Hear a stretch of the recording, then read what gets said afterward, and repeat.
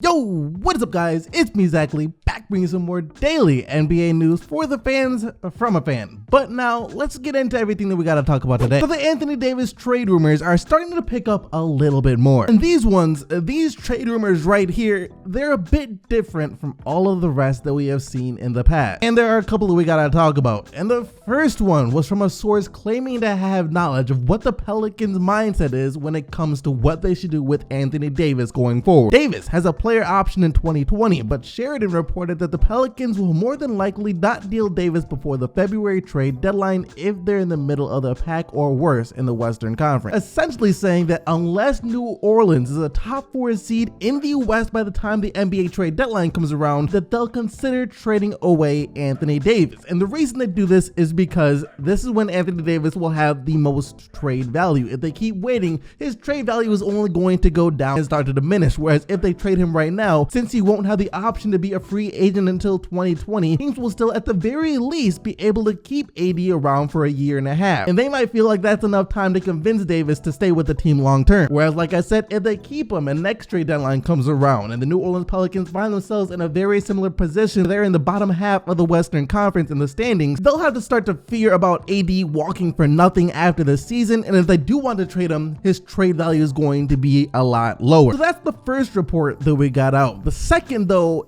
is where it gets really interesting, because it's coming from someone who claims to have intimate knowledge of the situation and knows the exact teams that Anthony Davis is already thinking about joining in free agency. As it pertains to the Eastern Conference, the Boston Celtics are very much in play as the ultimate long-term landing zone for the best player on the New Orleans Pelicans. A source with intimate knowledge of the inner workings of the NBA told Get More Sports that Davis is considering 5 teams in the near and distant future: the Boston Celtics, the Los Angeles Lakers, the New Orleans Pelicans, the New York Knicks, and the Philadelphia 76ers. The Pelicans, we don't need to talk about. We already know what Anthony Davis is on the New Orleans Pelicans. The Los Angeles Lakers and the Boston Celtics, we're not going to talk about because we've already talked about both those teams getting Anthony Davis numerous times. But this article got my attention because of the other team, because the source also said that Anthony Davis is looking at the New York Knicks and the Philadelphia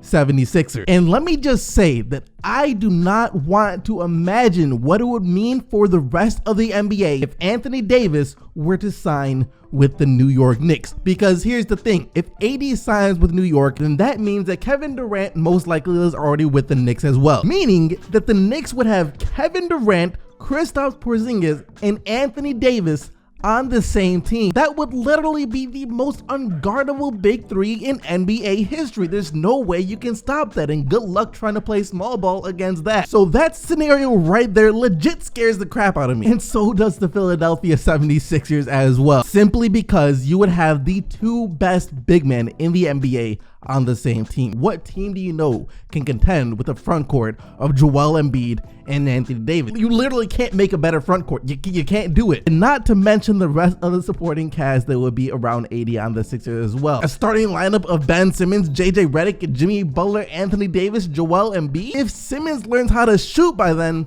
it's a wrap. That team has no weaknesses. Not to mention their potential on the defensive end of the floor too. There'd only be one weak link in that lineup defensively, JJ Redick, but the other 4 guys, they're all players who are going to be making the NBA defensive teams. That's crazy. So yeah, unless your favorite team is one of the other 4 mentioned teams besides the New Orleans Pelicans, unless your favorite team are the Lakers, Celtics, Knicks, or Sixers, the rest of us might want to forget about the whole free AD movement, because we're saying free AD right now, but I guarantee you, once Anthony Davis goes to the Celtics or the Lakers or the Sixers or the Knicks, you won't be very happy about it because your team will no longer have a shot at competing. Next up though, we got to talk about Chris Middleton. He's the player that every NBA fan swears is underrated, to the point where we can't call him underrated anymore, but at the same time, we still feel in our heart of hearts that the guy is underrated, because he is underrated, but he's underrated to the point where he's not underrated, but he's still underrated because no one acknowledges him. It's a very weird thing with Chris Middleton. But anyways, according to reports, other teams besides the team that he's on in the Milwaukee Bucks clearly know how great of a player he is. They should, everyone should. And that is why they are already out here plotting to try and convince him to leave the Milwaukee Bucks come this summer. Yep, that's right, we got reports out saying that even the Los Angeles Lakers are rumored to have interest in signing Chris Middleton this summer. There will be opportunities to explore. Both the Lakers and the Clippers, sources say, will have interest in Middleton, and they'll have options with rebuilding teams as well, such as New York, Dallas, and Cleveland. Either way, Middleton will get something around a 5-year, $190 million deal from Milwaukee or a 4-year, $140 million contract to sign elsewhere. First off, what was the point of mentioning the Cleveland Cavaliers? As if any free agent in their right mind, especially a high-tier free agent like Chris Middleton, would consider signing with the Cleveland Cavaliers. As for the Los Angeles Lakers, I can't see Chris Middleton going there for a couple of reasons. And the first reason is, by the time the Lakers will be prepared to go after Chris Middleton, it will be too late. The Lakers have other targets in their sights, much bigger targets, such as Klay Thompson, Kevin Durant, and Kawhi Leonard. They're going to be going after those guys, and the only reason they go after Middleton is that they miss out on all three guys. But by the time they find out whether or not one of those guys is going to sign with them or not, Chris Middleton will already be gone. And when I say Chris Middleton will be gone, I mean to say that he will already have re-signed with the Milwaukee Bucks, because let's be real here,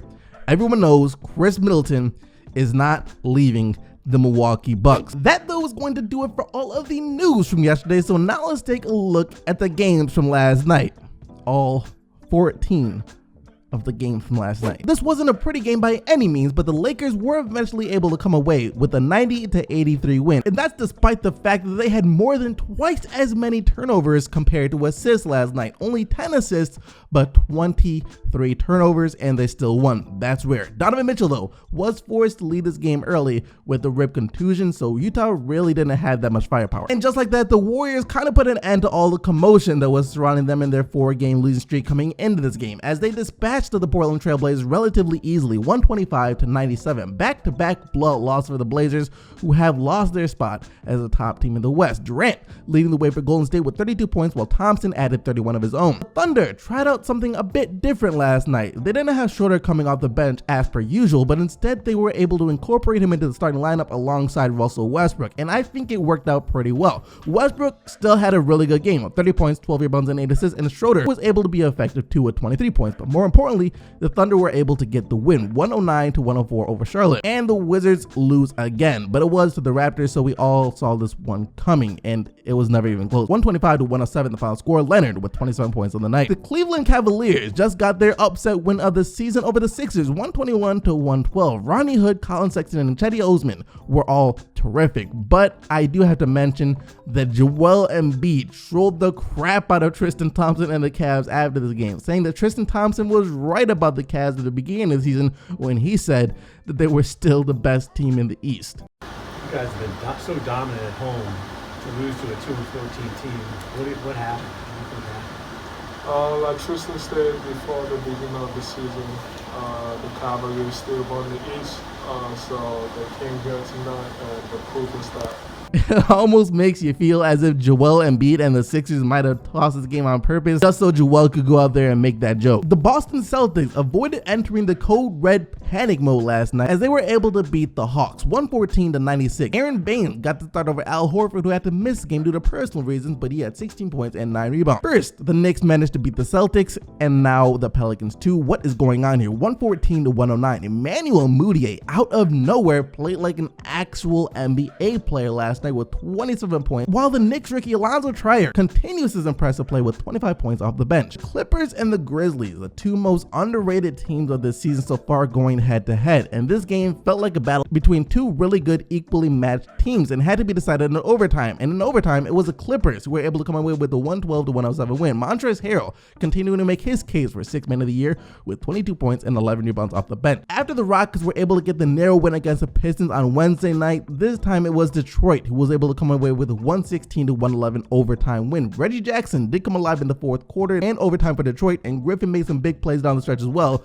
but it was Andre Drummond who was a lifeline for Detroit most of the game, as he finished with 23 points, 20 rebounds, 3 steals, and 5 blocks. And Milwaukee were just stunned at home by the Phoenix Suns as Jamal Crawford hit a jumper with under a second left to go to get Phoenix a 116-114 win over the Bucks. And the Spurs get back to 500 on the year with a 111-100 win over the Indiana Indiana Pacers, who are still without Victor Oladipo. LaMarcus Aldridge was a beast last night though, with 33 points and 13 rebounds. I say one good thing about the Magic in my Q&A video yesterday, and then right after that they go back to playing like the Orlando Magic from years past. Orlando got destroyed by Denver yesterday, 112-87. It's not like the Nuggets had a great game either, it's just the Magic were that bad. Trey Lyles did have 22 off the bench for Denver though. Derrick Rose continues to impress for Minnesota, as it might be safe to say that he has been their most consistent player so far this season. His 25 points off the bench got the Wolves a 112-102 win over the Nets. And lastly, the Miami Heat got the much needed 103-96 win over the Bulls. Josh Richardson with 27 points. And that is going to bring us to the player of the day, where you guys have the opportunity to vote for who you think was the best player in the league last night by clicking the little eye icon in the top right hand corner of the video. Just remember though,